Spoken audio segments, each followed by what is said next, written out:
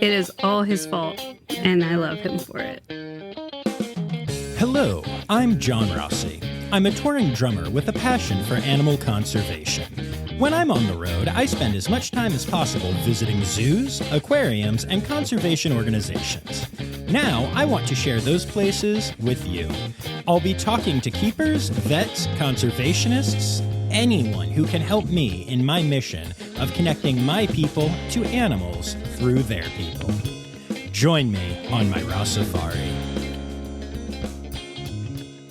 Hello, and welcome to a special, quick little bonus episode of the Rossifari podcast. Now, for those of you who have been with me since the beginning, or who have gone back and looked at my, or I guess listened to my, since they're audio, early episodes, you may remember that my fourth episode was entitled Remembering Iggy. And it was all about Iggy, the red panda who lived at Zoo Atlanta and had a huge impact on me. Well, today's episode is Remembering Yukiko. And look, y'all, I promise I'm not going to make an episode for every red panda that crosses the rainbow bridge, as the kids say. But, you know, Yukiko was special, and I wanted to share some of that with y'all. So for those who don't know, I'm going to start off by reading this announcement. Yukiko lived at Woodland Park Zoo, and they posted this earlier today as I'm recording this, which is Wednesday, October 27th. We are heartbroken to announce that we said goodbye to our beloved red panda Yukiko today. At 16 years old, Yukiko lived well beyond the life expectancy of his species. Yukiko was humanely euthanized today after an examination to evaluate cardiac issues related to old age. The handsome red panda was born at Saitama Children's Zoo in Saitama, Japan, and lived at Red River Zoo in Fargo, North Dakota. He moved to Woodland Park Zoo in 2014 under the Red Panda Species Survival Plan Conservation Breeding Program and had 11 cubs, 4 at Woodland Park Zoo with Hazel, Tian and Zan in 2020, and Isla and Zaya in 2018. Lots of love to his very dedicated animal keepers and veterinary team who kept him young at heart for so long. We will miss you, Yukiko. Going a little deeper than the statement, it turns out that Yukiko had severe heart disease and had been under close observation and treatment, and then decided to stop taking his prescribed medications, and his appetite had decreased. And so the zoo brought in a veterinary cardiologist to better define the condition, and unfortunately, the definition that they came up with was heart failure due to advanced cardiomyopathy. And given the fact that this was going to severely compromise the rest of Yukiko's short life, the decision was made to humanely euthanize him. I am devastated at this loss, despite the fact that, as they mentioned, he lived to be 16, which is literally twice the life expectancy of a red panda in the wild and 6 years longer than that in captivity. I mean, Woodland Park Zoo is incredible. Now, those of you who have been listening know that Season 1 ended with an interview with Jamie Delk, a keeper at Woodland Park Zoo, who was Yukiko's principal keeper for a long time, and actually let myself and my friend Megan meet Yukiko, which was the first time that Megan ever got to meet a red panda. So today I'm going to bring you a little tribute to Yukiko. It's going to start off with some quotes from Jamie about Yukiko from that episode. But then it just so happens that Megan is on tour with me right now. And so we sat down and talked for just a couple minutes so that she could share the story of her time meeting Yukiko. And I have some thoughts about all of this, which I will then add to the end of this. So thanks for listening. And I hope that this one, you know, inspires you and makes you realize that if one little red panda who didn't even know it could have this impact, then imagine the impact that you can have, maybe without even realizing it. All right, here is my stuff with Jamie from her interview about Yukiko. So came to us from North Dakota, Red River. Is that a zoo? Red River? Yeah. I haven't been to that That's- one, but yes. I believe that's the zoo he came to us from. But originally, Yukiko came to us all the way from Japan. So his original name was Take, which means bamboo.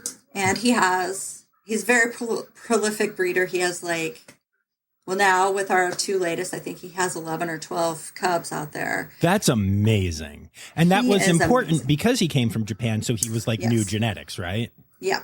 And Sarah Glass was like, all right, boy, get to work. She put him to work.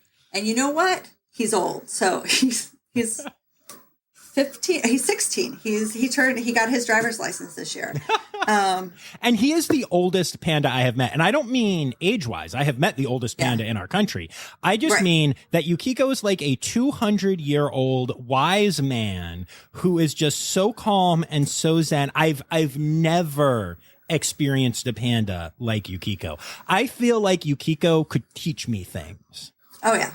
We call him the Zen Master. That's hilarious because I didn't know that, but that's totally, I mean, he is. Yeah. Yeah. Multiple multiple people call him the Zen Master. Cause so we knew, so before him, we had a red panda named Harold. This is the small world of red pandas. Harold went to Cincinnati because his genetics were really important. And we had Stellar, who we were able to get her pregnant before she turned 6, before she their reproduction kind of shuts down at 6 if they don't have them. But her baby didn't survive. They needed some babies from his genetics. They really wanted his genetics. So they send him to Cincinnati where they're masters at such things. And he bred with Lynn. And Lynn had Hazel and Harriet. And so in the full circle, Hazel came to us and to breed with Yukiko. Yukiko came to us, and I remember the first time I saw him, I cried because Harold had like the clown, the markings that kind of look like clowns. He was very handsome, and he had these and Yukiko had the angry samurai markings. He just had like the angry eyebrows, and I just was like, "You're not Harold."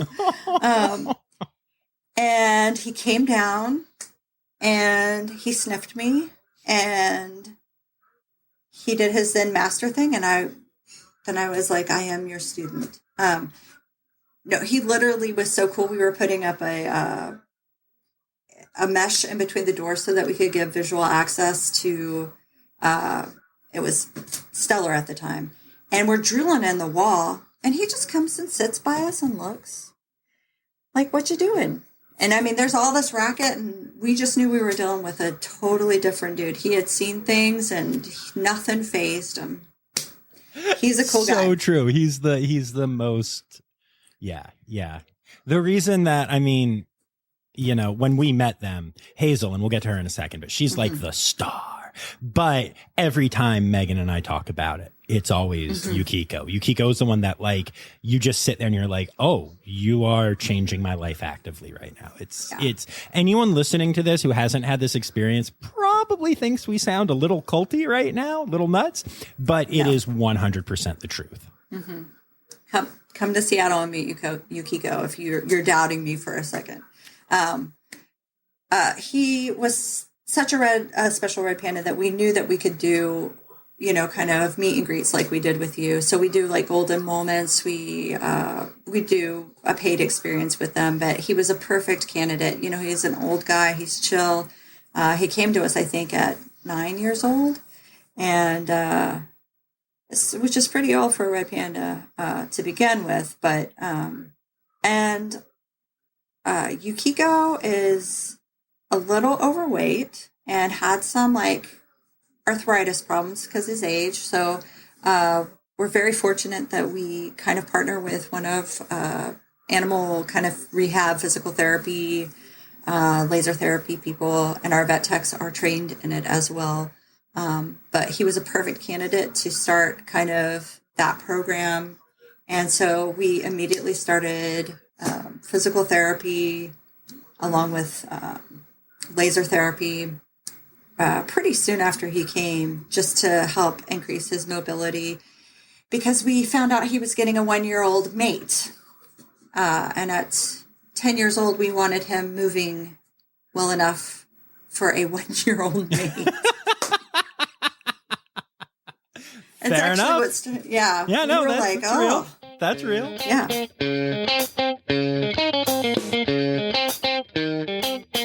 And fortunately, he did move well enough for that 1-year-old female. And as mentioned, he had 4 more cubs at Woodland Park Zoo. And then, so that was the awesome Jamie Delk sharing her kind of thoughts on Yukiko. And now here is my friend Megan, who we talked about a little bit in there, and who just really got to have a cool experience. And I think this matters. So go ahead and listen to this.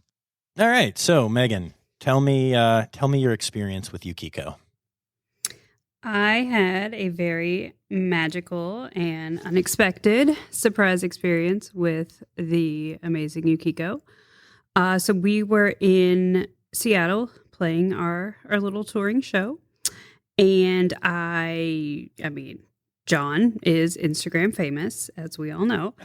And it's actually worth mentioning that at this time, you were not. I mean, I had like 3,000 followers, not nearly what I have now, and no podcast. And I was just starting to do things, which I think makes it a little more magical. That's true. Well, you had Carson the red panda following you, so that's really the only thing that mattered. So the amazing, wonderful woman, Carolyn, hooked us up with Jamie, Carson's keeper, and she, we were trying not to be, I think, too excited, too fangirly, but we said hi to her while she was feeding Carson, and then she was like, hey, what are y'all doing at 4 o'clock later? And we were really in our heads, I think, like, oh, we have to leave and go to the show, but we were like, nothing. So we spent the rest of the day trying not to get our hopes up, but Jamie really delivered, invited us back. To be clear, we failed. We got our hopes up. We got our hopes very up. We were dancing like little children for the rest of our time through the zoo. But yes. So go ahead. Yeah, so Jamie came through. She did not disappoint and took us back there to this magical little off-exhibit area. And there she opened this big wooden door, and there was Yukiko in all his handsome old man glory. And I'm correct in saying that you had never met a red panda before, right? I had not. You had also not had any kind of experience like this. Like, this was crazy to you, right? Yeah, this was a great gateway zoo experience. Because I wasn't expecting it. I hadn't paid thousands of dollars for it. And it was the first time that I was really behind the scenes, backstage at a zoo.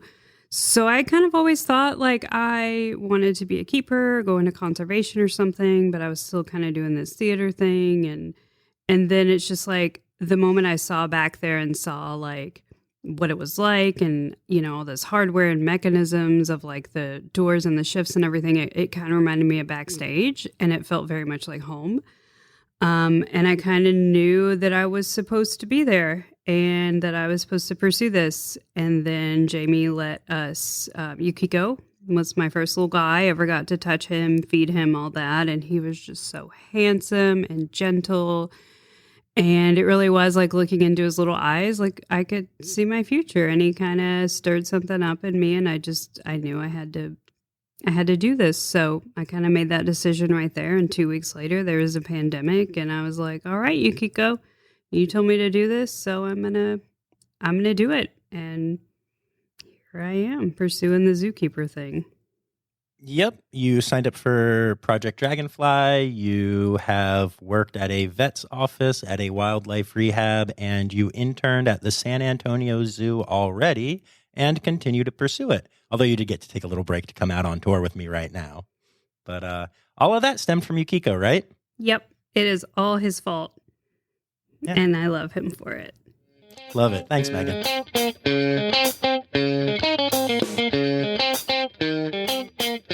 And I think more than anything, that's what I've started to take away from this podcast and my experiences with animals, both on exhibit and behind the scenes.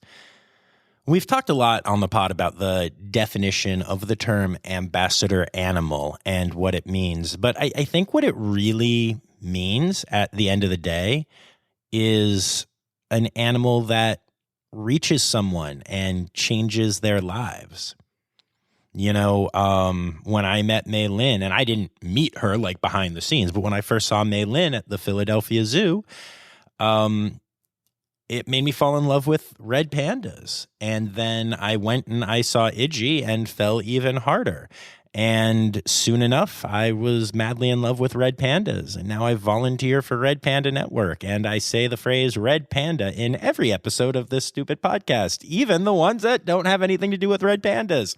And I have stuffed red pandas and red panda shirts and red panda stickers. And you know, it's really impacted me, and I've written for Red Panda Network and raised thousands of dollars for them and am a monthly donor. And those couple pandas had such a huge impact, not only on my life, but on the lives of the red pandas and the people in Nepal that are benefiting from that money being raised. And, you know, that helped push me to do this podcast, which you all benefit from, and which has had other amazing things happen. And these pandas don't know. May was just sitting there crunching her bamboo, and that's how I fell in love with her. And you know, even now, I'm a dad. I'm a touring musician. I'm a podcaster. I have a lot of things going on in my life right now. You know, I have family stuff. I have all kinds of things, and in the last year or so, one of my main focuses has been to really start to try to find balance in my life in a better way than I ever had before. It's important to me to be able to be chill and deal with things that matter, but also let things go that don't matter, and know that I may not be there 100% of the time when Miles wants me to be, or when I want to be at a zoo, or heck, I'm recording this and I did tomorrow's zoo news in a dressing room around a show, and it can get kind of crazy. So I've been working on learning to stay calm and stay balanced better than I ever have.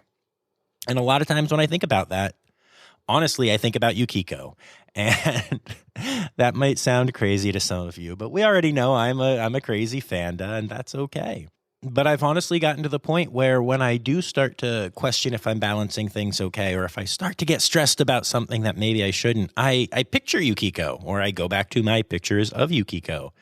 There really was something special about him. And, you know, it not only impacted Megan, it not only impacted Jamie, but it impacted me. And I think about him a lot. When I saw the news that he passed today, it hit hard. I'm not going to lie. But, it's everything that I love, though. It's an animal that has had impacts on lives without realizing it. And it's the story of an animal that lived twice as long as it should have because it was taken care of so phenomenally by Woodland Park Zoo and by keepers like Jamie. My sincerest condolences to everyone at Woodland Park Zoo and everyone who was a Yukiko fan. And but hey, maybe take something from this. Maybe remember that you too can just be crunching on your bamboo, literally or figuratively, you do you, and have an impact on someone that you don't even realize you're having an impact on. And that is a beautiful, beautiful thing. Thanks for listening, friends. And remember, the phrase bonus credits backwards is Steiderk Sanab. The Rossifari podcast is produced, hosted, and engineered by John Rossi. Editing and fact-checking by John and Dr. Zoe Vesley Gross. Our theme song is Sevens by Nathan Burke, performed by Nathan and John. Interrupting John theme and additional voices by Taylor Isaac Gray. You can reach John directly on Instagram and Facebook at Rossifari, or by email at rossifaripod@gmail.com. Rossifari is part of the Daydreamer Media Network. Now, stop listening to me and go visit a zoo.